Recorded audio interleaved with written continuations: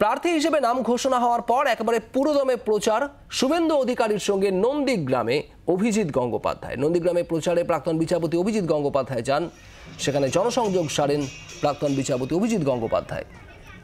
কিরণ মান্না আমাদের প্রতিনিধি রয়েছেন আমাদের সঙ্গে। কিরণ, ঠিক কি ছবি উঠে এলো আজ?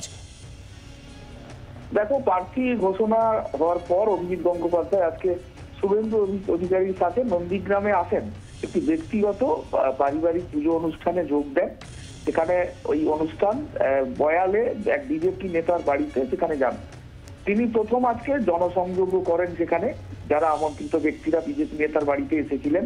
তাছাড়াও রাস্তায় চলতে চলতেও তিনি হাত জোড় করে জনসংযোগ করেন।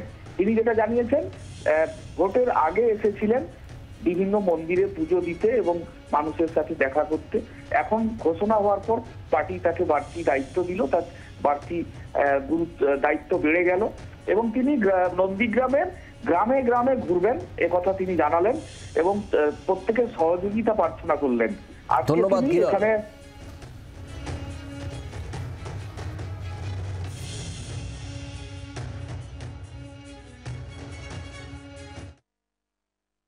তমলুকের একটা দীর্ঘ ইতিহাস আছে।